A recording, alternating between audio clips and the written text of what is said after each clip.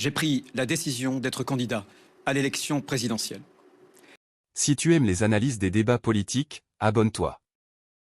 Ici, on ne suit pas la foule, on analyse les faits. Cette décision, je la prends avec la sincérité de mes convictions, avec la force de mon engagement et la gravité qu'exige le moment. Car je refuse de laisser notre pays dans l'état où il se trouve aujourd'hui. Une France qui s'enfonce, une France qui s'efface dans un monde de plus en plus menaçant. À l'Est, Vladimir Poutine sème la guerre à nos portes. Et la Chine, quant à elle, est en train de s'infiltrer, tisse sa toile au sein de notre continent. À l'Ouest, Donald Trump impose sa loi brutale et menace l'unité même de notre continent. De son côté, l'international islamiste répand la terreur dans les pays qu'elle domine, tout en cherchant à infiltrer nos sociétés. Face à toutes ces menaces, l'Europe a un rôle à jouer, mais elle devra défendre son identité, son projet et mettre fin à ces dérives technocratiques. Enfin, je veux parler de nous les Français, car c'est précisément en cet instant où la France devait être forte qu'elle est faible.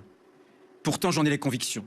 Nous possédons tous les ressorts pour qu'à nouveau le monde regarde la France avec respect. Mais pour affronter les désordres du monde, notre pays devra d'abord remettre ses affaires en ordre. Qui aujourd'hui, qui d'entre nous peut regarder le pays que nous aimons sans ressentir une forme de trouble, de la tristesse ou même parfois de la colère? Mais heureusement pour la France, le temps d'agir approche, car seule l'élection présidentielle permet d'agir vraiment. Oui, agir pour ne plus subir l'impuissance, alors qu'il faudrait de l'action, pour ne plus subir des renoncements, alors qu'il faudrait du courage, pour ne plus subir les mensonges, alors qu'il faudrait la vérité. L'engagement que je prends, c'est de toujours vous dire la vérité. Dire la vérité, c'est dire qu'on ne peut plus tricher avec la réalité. Dire la vérité, c'est dire que l'immigration n'est pas une chance, parce qu'au-delà d'un certain nombre, une société multiculturelle est toujours une société multiconflictuelle. Dire la vérité, c'est dire qu'on ne peut pas vivre mieux en travaillant moins, que l'État ne peut pas dépenser plus que ce qu'il ne gagne. C'est dire aussi que c'est la compétitivité de nos entreprises qui permet d'augmenter les salaires. Il ne peut pas y avoir de progrès social sans prospérité nationale. Dire la vérité, enfin, c'est dire que notre école est devenue une machine à reproduire les inégalités, puisque désormais la réussite des enfants dépend de la position sociale de leurs parents. Cet échec est une honte. Oui, une honte. L'école a besoin d'une refondation. La refondation par le mérite et par la liberté. Mes chers compatriotes, je ne veux pas être président de la République par obsession du pouvoir, mais par sens du devoir. Je ne chercherai pas à séduire à tout prix, et encore moins au prix de mes convictions. Je ne tenterai pas de vous convaincre par des slogans démagogiques ou des postures théâtrales. Je crois au sérieux, à la constance, je crois à la cohérence. Et je ne promettrai rien que je ne pourrai tenir. C'est la ligne de conduite qui a toujours guidé mon engagement depuis ma petite patrie charnelle, la Vendée, jusqu'au ministère de l'Intérieur. Pour agir, je veux d'abord rétablir l'ordre. Pour cela, il faudra reconstruire l'État. Je le remettrai à sa juste place, pour qu'il laisse respirer les Français, pour que vous puissiez mieux vous soigner, mieux vous loger, pour vivre mieux, tout simplement. Mais je ferai aussi respecter l'État, pour imposer partout, l'autorité de la République, à nos frontières, dans nos rues.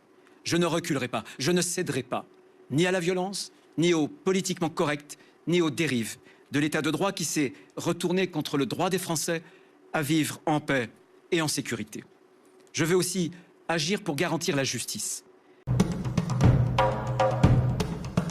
Bruno Retailleau annonce sa candidature à la présidentielle de 2027 dans un discours construit autour d'un triptyque clair, vérité, autorité, refondation.